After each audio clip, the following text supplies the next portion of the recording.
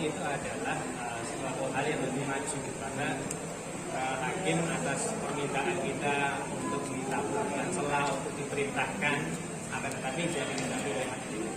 Yang terjadi adalah saat ini telah muncul surat yang mana itu bukan dari pihak tergugat langsung. Akan tetapi bagi kami, saya tidak mengetahui itu adalah surat yang dibikin oleh kuasa tergugat secara keseluruhan. Sehingga tadi kita keberatan dengan surat itu, yang mana dalam surat itu sudah sangat terlihat posisinya pihak tergugat hanya mengikuti dari kuasa hukum tergugatnya atas tidak mau tes DNA ataupun tidak berbuat etikat baik.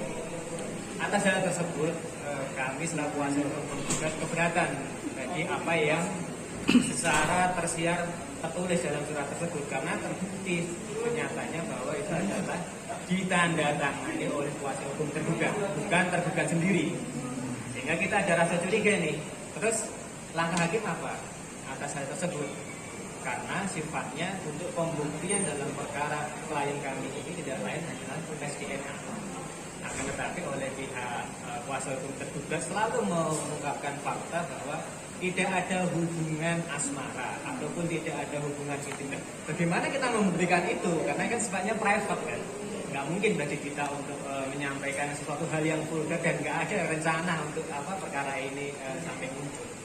Sehingga kami tadi mengikuti ataupun berdasarkan dengan pasal 164 HIM terkait hukum acara perdata yang namanya bukti yang terakhir adalah sumpah. Yang mana tadi saya mengajak klien kami untuk duduk di depan hakim majelis, niatnya ketika memang digabungkan untuk langsung melakukan sumpah pemutus baik supporter ataupun supporter.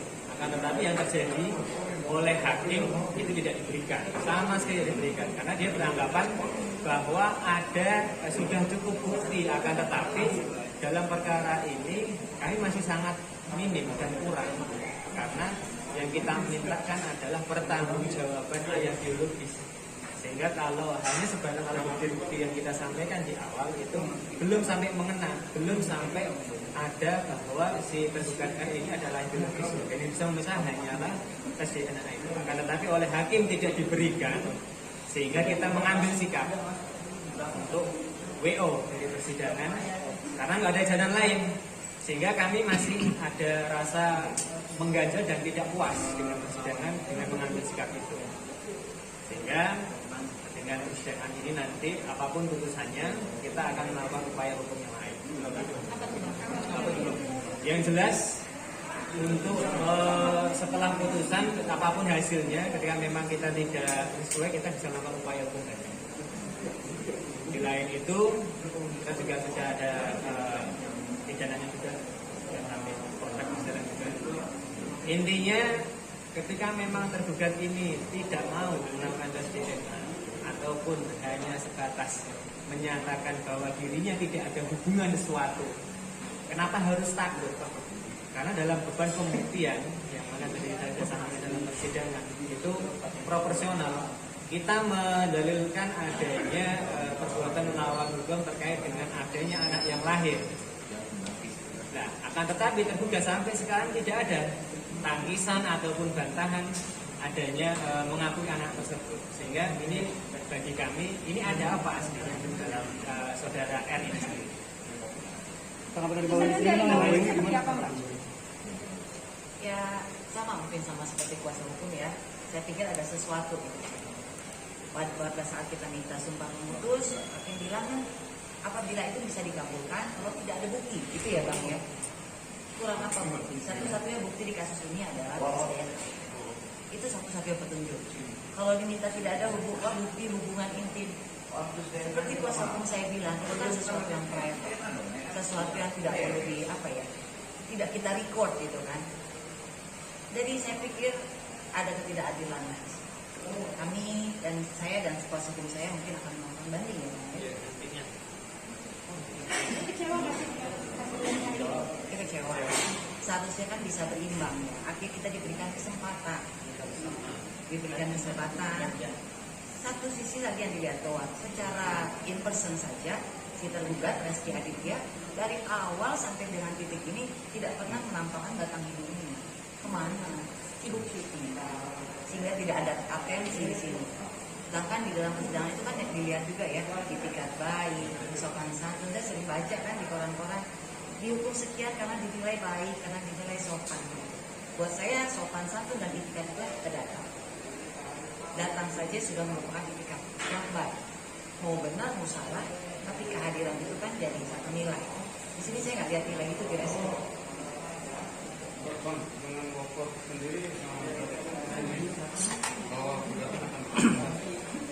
yang jelas kita tidak berpikir ke sana, akan tetapi WO ini kita layangkan sebagai bentuk protes kita, yang mana dalam hukum acara perdata pembuktian sumpah itu diakui, akan tetapi oleh hakim dengan serta-merta tidak melihat referensi ya, dia langsung menyatakan tidak bisa kita kabulkan subloker ataupun desoil, karena bagi kami itu sudah tidak ada hal yang harus kita berikan kepada penggugat.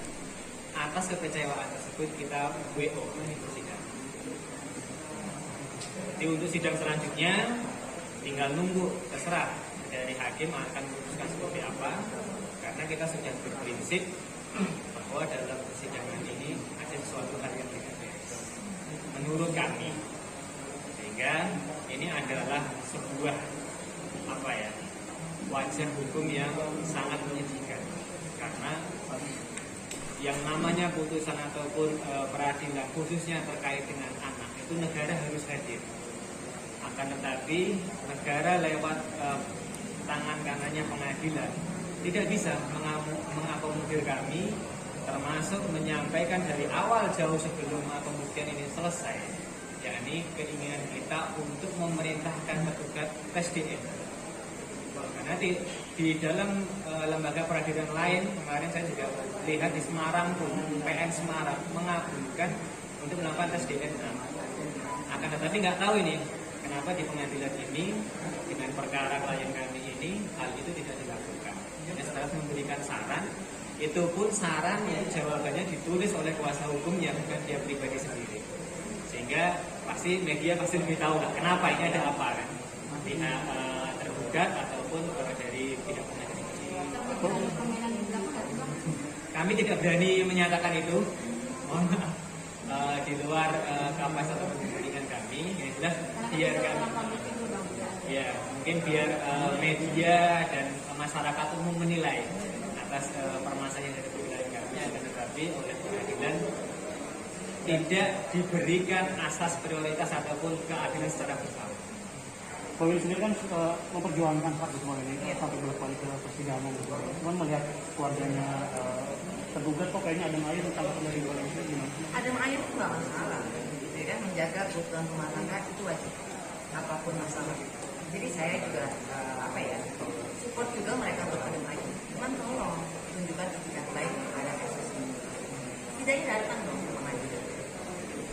Datang atau tidaknya seseorang secara psikologi itu kan menggambarkan kebenaran dari suatu masalah. Contoh saya punya masalah sama orang, saya takut karena itu benar. Saya nggak akan kembali datang ketemu, itu saya, gitu kan. Jadi psikologi itu menggambarkan dia hadir atau tidak, benar atau tidaknya masalah itu bisa kita lihat di sini. Kita bisa menilai. Mungkin kita tidak dikabulkan di sini, tapi ada hukum yang lebih besar kan, semua orang juga tahu. Ada hukum yang punya dunia ini kan, itu aja. Gitu saja. Next sidang kapan? Apakah? Untuk selanjutnya karena kita dari WO kita mengikuti ralas panggilan. Yang jelas sebelum ini kesimpulan, habis itu nanti putus. Untuk waktunya di kapan lagi? Jadi belum tahu untuk saat ini. Ya kita nanti ngikutin arahan dari manajemen partner kami. Kita atas sidang hari ini kita harus ambil sikap apa? Ini sudah kami sampaikan. Langkah-langkah abang yang berikutnya untuk sidang gimana bang? Untuk yang selanjutnya?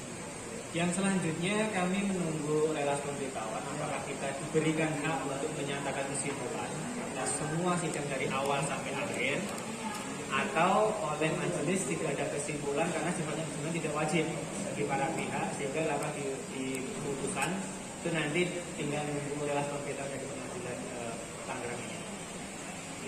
Boleh satu pertanyaan dong. Nah, tadi menarik, ada alasan tergugat tidak mau tes DNA karena kenapa harus sekarang gitu? Kenapa nggak dulu mengajukan? Ini ya, kalau bicara waktu itu kan keberanian seseorang untuk mengungkap itu kan bukan hal yang mudah ya. Keberanian seseorang itu kita tidak bisa ukur. Mungkin keberanian saya ditambah saya dulu punya masalah ya kan, baru di tahun ke-8 kita nggak tahu ya, entah itu Allah akan membuka ini semua di tahun pertama, kedua, ketiga. Tapi ingat, kalau soal anak mau setahun dari dulu dari lama tetap ini anak dan tidak ada kadaluarsanya. Jadi di mana masalahnya? Gitu. Di mana masalahnya soal waktu yang mesti dipertanyakan? Setahun ke 8 tahun nggak ada masalah kalau buat saya, karena soal anak ya. Beda kalau misalnya saya punya anak nanti umur 10 sudah bukan anak saya lagi, kan nggak ada cerita ya. Gitu. Bapak